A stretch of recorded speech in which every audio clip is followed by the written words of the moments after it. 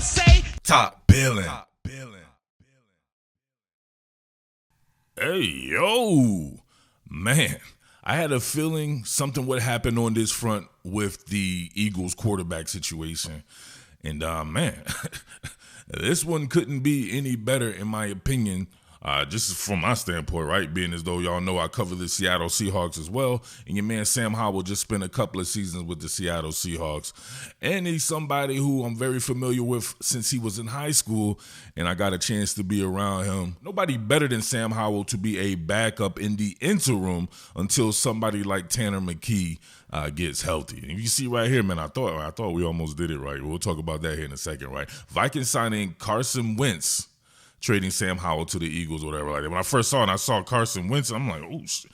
I was wanting my man to come back to the Eagles, right? I know a lot of people out there don't like Carson Wentz and everything like that.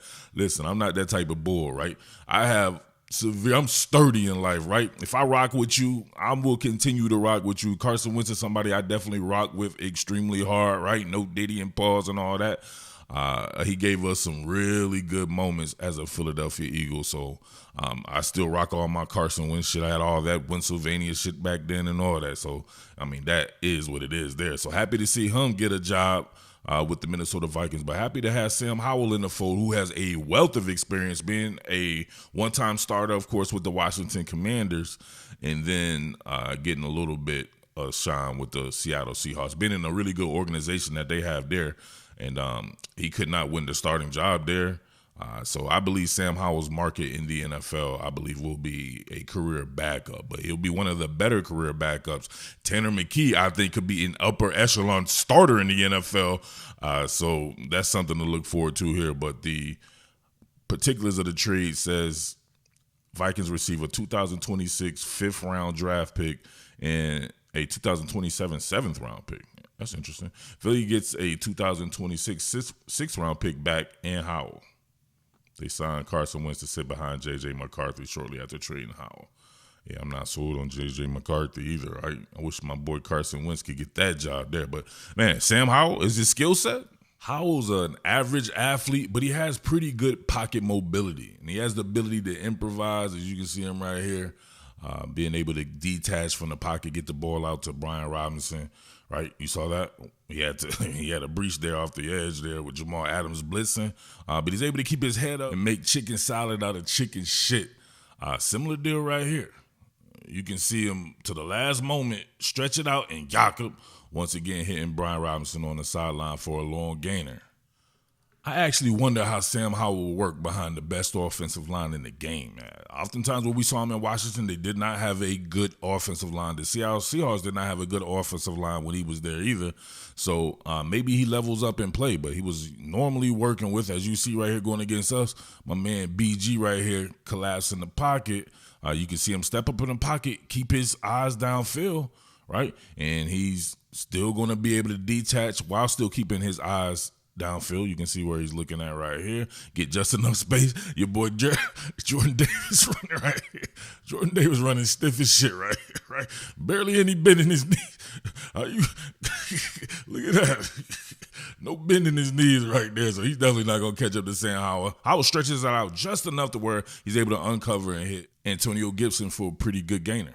Once again, we're going to be running an edge exchange. Jalen Carter making it very difficult on his end with this right here. We'll let that ride. Coming off that. Bang! Look, right up in his chest. Oh, lapped him. You saw him spin out of it, right? Almost like he has eyes in the back of his head. Look at that. Jalen Carter making it very difficult. Look at him walk the dog like he's on roller skates with roller blades on ice. And then Sam Howell here. Good job, man. Good job. Right. Listen, Sam Howell. Right here, you can see, able to get a step on Josh Sweat for a little bit, almost get a first down, if not very close there. Hey, sometimes if you're a very decisive runner, right, you're not taking time, you could get a step on two of somebody despite not being that good of an athlete. Howell is best when he's throwing the ball downfield, but don't get me wrong, when his pocket is clean, right, and his brain is not being scrambled, he can quickly chain through progressions and make pretty good decisions as well. Now, he's been an interception machine in the past, But that's something I think he could clean up eventually, right? He's still a pretty young player, so we'll see how that goes. On this one, you get a sell route here by the tight end, kind of get a kind of a stop route, right? It's like they're running to the teeth of the zone, right? Trying to find that void there. Same deal with Terry McLaurin right here, kind of curled that off right there. And as you can see, Sam Howell does a great job of chaining right here. Look at it. Pull, 1, 2, 3, let it fly, yaka, right over your boy Nolan Smith to Terry McLaurin right here. I love these schemes we were running like this. I still wish we would go back to running with Nolan Smith and that double A gap pressure right there. Having different guys bluff that, especially him with the type of athleticism he has. But you can see them work out in that zone there, right? Pretty much zone flow across the board. I wonder, you know what I mean, if he was just a little bit too skittish, because this was definitely open right here, right? He could have pushed that downfield, and he does. I'm telling you right now, he throws one of the prettiest balls, right, as far as deep balls go. He can uncork that bad boy with the best of them right here. But you can see him layer that right there over a really good athlete in Nolan Smith. Hit Terry McLaurin, and we know what Terry McLaurin can do after the catch, right? Scary. Terry. All right, look at the former Virginia Tech Hokie Logan Thomas right here on the seam route, being guarded by Reed Blankenship. He does a really good job against Reed right here.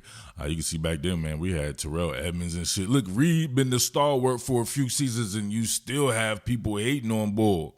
I mean, I don't know what. Actually, I do know what it is. The same reasoning people give saying Cooper DeJean can't play on the outside. Some of the most retarded excuses you'll ever see. But Reed Blankenship, definitely the stalwart, and definitely will be our safety here for our strong safety for the foreseeable future, man. My man can absolutely go with that shit. So I don't want nobody to ever mince words with that. But look at that here, Sam Howell training through it. Look at his jocker. Hell of a throw right there. Edmonds and Blankenship couldn't get there. Let's see right here. Once again, they're decently clean pocket, right? You know how it is. The Philadelphia Eagles are definitely going on. Right as he was throwing, you see what the deal is right here. Milt Williams, but he's able to get that shit off right there. Reed Blankenship rumbling, bumbling, stumbling on this one right here. But, man, great throw high in a way. Reed carefully couldn't catch up to that shit. He was back into play, but it was just the throw was so damn good. Nothing you could do about that. And Terrell Edmonds, like, he might took the run of this shit right here. Both of them just sleep like a mug right there. Look at he's out, right? He was dreaming of you. Done. Uncork right there. But listen, I'm going to go into too in-depth of a film study on this one, right? I want Tanner McKee to get back healthy extremely quickly. We don't need to see no Sam Howell in the game, right? We got one of the best quarterbacks in the game already in Jalen Hurts. To me, this could set up in the future. Let me know what you think about this, though. Somebody's going to want Tanner McKee. And by somebody, I mean maybe 5 to 10 teams. He's that damn good. Eventually, you have to move off of Tanner McKee. You can't have him just sitting around, right? He's going to want to play ball. Like I likened it to Matt Schaub when he was behind Michael Vick in Atlanta. You just knew when Matt Schaub came in the game, you'd be like, damn, that dude could be a really good starter. Eventually, he was going to want his chance, and I believe the same deal with Tanner McKee there. So if they were to trade this bull, you'd probably get a first-round pick for Tanner McKee. All right. That would be outstanding. You know what I mean? Not now, right? I would have to wait. I don't know. I have to think about this right now. I don't know his contract situation, right? Or when you could trade him. I don't know. But to me, Sam Howell could be a long-term backup to Jalen Hurts, or at least somebody who could bridge into a long-term backup. I would have thought somebody like DTR would have been that. You know what I mean? He's like somebody, but you know, they soured on him. Maybe Kyle McCord hits the practice squad. I don't know how they feel about those two there, but Sam Howell, you could do much worse than Sam Howell having him be a backup. So let me know what you think about that, man. Excellent job, your man, Howie Roseman, right? This is how we do. Always making it happen. I wonder if he makes it happen with a couple of other positions, too, that I still feel a little shaky about, right? But we'll talk about it coming up. Much love to all my villains out there. Salute to everybody out in Delaware Valley. Salute to everybody here in Philadelphia, North Philadelphia. Stand up. Let's go. What more can I say? Top Billin.